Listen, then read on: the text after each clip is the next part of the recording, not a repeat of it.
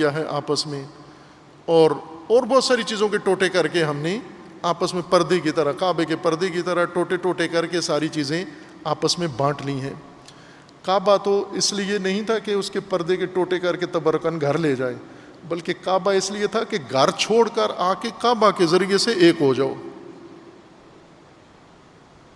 اب آگے اگر ان کا بس چلے تو کعبہ کے پتھر بھی توڑ کے ٹوٹے کر کے ٹکڑے گھر کے لے آئیں گے تبرکن،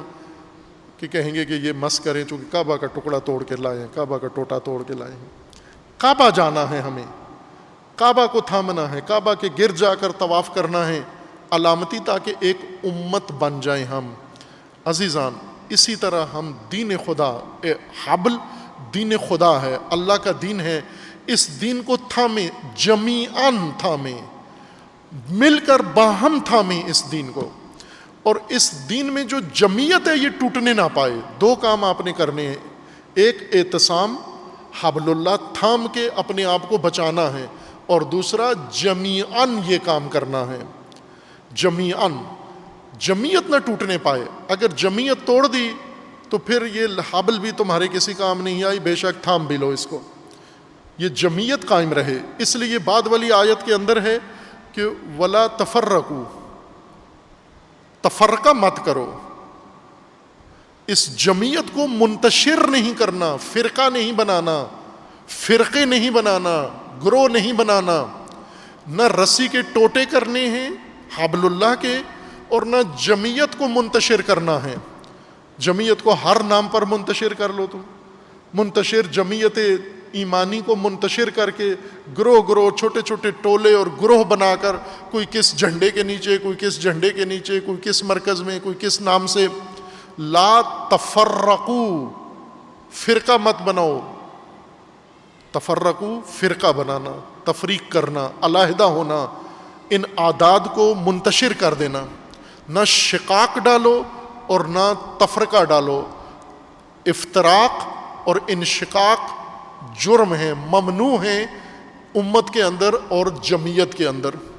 جو بھی تفرقہ ڈال رہا ہے، آج متاسفانہ یہ صورت ہے عملی طور پر مسلمانوں کی کہ تفرقہ عبادت کے طور پر بجا لاتے ہیں، مقدس کام کرتے ہیں۔ آپ ابھی یہ حالیہ دنوں میں، محرم سے پہلے بھی اور ابھی بھی جاری ہے وہ لہر، جس میں کس قدر شدت کے ساتھ تفرقہ کے لیے زہر اگلا گیا، تفرقہ کے لیے شعلے اگلے گئے، تفرقہ کے لیے آگ بھڑکائی گئی۔ یہ تو عوام میں الحمدللہ کچھ شعور آ گیا ہے کہ ان کے شعلے سن کر بھی عوام نے کوئی عکس العمل نہیں دکھایا، لیکن کمی نہیں چھوڑی انہوں نے کہ محرم کے قریب قریب یا محرم کے اندر اس تفرقہ کو، ابھی بھی خطرہ ٹلا نہیں ہے، یوں نہیں کہ ناکام ہو گئے ہیں۔ خدا انشاءاللہ محفوظ رکھے اس امت کو، اس ملک کو، اور اسلام کو، دین کو، سب کو خداوند تبارک و تعالیٰ انشاءاللہ، اور محرم امن کے ساتھ گزرے۔ سب کی اللہ تعالیٰ جان و مال کی حفاظت فرمائے انشاءاللہ، اور ان تفرقہ اندازوں اور تفرقہ بازوں کو اللہ ناکام کرے اور نامراد، اور بلکہ اپنے مکر کا شکار خدا انہیں کرے تاکہ یہ باز آ جائیں اس کام سے۔ لیکن انہوں نے کمی نہیں چھوڑی، کسر نہیں چھوڑی تفرقے کے لیے۔ شرم کسی کو نہیں آتی تفرقہ ڈالتے ہوئے، تفرقے کی بات کرتے ہوئے کوئی جھجکتا نہیں ہے، بلکہ ہیرو بنتا ہے روڈ میں کھڑے ہو کر، پریس کانفرنس کے اندر بیٹھ کر، مجمع لگا کر، چھوٹی جمعیت، بڑی جمعیت، ریلی کے اندر، فلاں جگہ پر کھل کے دل کی بڑھاس نکالتا ہے تفرقہ ڈالنے کے لیے، اور تفرقہ کو اتنا ممدوح کام سمجھتا ہے، اتنا محمود کام سمجھتا ہے، اور تفرقے کے بعد ہیرو بن جاتا ہے اسی فرقے کے اندر، اسی گروہ کے اندر۔ جس کے نام پر تفرقہ کر رہا ہے وہ اس کے زندہ باد کے نعرے لگانا شروع کر دیتے ہیں، قدم بڑھاؤ ہم تمہارے ساتھ ہیں، تفرقے میں تم قدم بڑھاؤ ہم تمہارے ساتھ ہیں۔ ہیرو بن جاتا ہے یہ ان کا چیمپئن بن جاتا ہے، اور یہ نہیں دیکھتے کہ یہ کر کیا رہا ہے، یہ مرتکب کس کام کا ہو رہا ہے۔ یہ قرآن کی آیات کو جھٹلا رہا ہے، یہ اللہ کو جھٹلا رہا ہے، یہ رسول اللہ کی تکذیب کر رہا ہے، یہ اہل بیت کی تکذیب کر رہا ہے، یہ ائمہ خدا کی تکذیب کر رہا ہے، جس نام سے بھی کرے۔ تفرقہ جرم ہے، تفرقہ مسلمانوں نے تمام، چونکہ انہوں نے فرقے بنانے تھے، فرقے بنا کر فرقہ بازی کرنی تھی، تفرقے کی بنیاد پر اپنا دین و مذہب قائم کرنا تھا، اور تفرقے کے ذریعے سے انہوں نے روٹی کمانی تھی، تفرقے کے ذریعے سے انہوں نے اپنی قیادتیں چمکانی ہیں۔ اس لیے تفرقے کا قرآنی مسئلہ حکم انہوں نے امت کے سامنے بیان نہیں کیا۔ عزیزان، یہ کام آج کوئی بھی کرے، کسی بھی نام سے کرے، شاید اگر کوئی شیعہ بن کر یہ کام کرے تو آپ کو بھی برا نہ لگتا ہوگا، کام تو اچھا کر رہا ہے، جب دوسروں پہ حملے کر رہا ہے اور دوسروں کے مقدسات اچھال رہا ہے تو ٹھیک کام کر رہا ہے، اس کو دل سے کوئی شاید برا نہ سمجھ رہا ہو۔ اور سنی بن کر کوئی اگر شیعوں پہ حملہ کر رہا ہو، اس کو سنی برا نہیں سمجھتا، نہ سنی علماء، نہ سنی مدرسے، نہ سنی عوام، نہ سنی متدینین، نہ سنی مسلمین، کوئی بھی اس کو مذمت نہیں کرتا، کوئی بھی اس کے روکتا نہیں ہے، کیونکہ ان کی نظروں میں بہت اچھا کام کر رہا ہے، دوسرے فرقے کو ذرا ان کی اوقات دکھا رہا ہے، دوسرے فرقے کو ذرا اچھا ٹف ٹائم دے رہا ہے، دوسرے فرقے کو یہ اس طرح سے لتاڑ رہا ہے، تو دل سے خوش ہوتے ہیں۔ کس کام پہ خوش ہو رہے ہو تم؟ یہ بہت افسوسناک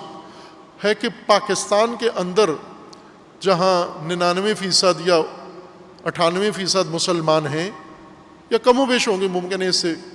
تھوڑے کم ہوں، لیکن اکثریت قاطع مسلم یقینی اکثریت مسلمانوں کی ہے، اور یہ مسلمان امت کے اندر تفرقہ آمیز باتوں پہ خوش ہوتے ہیں، سارے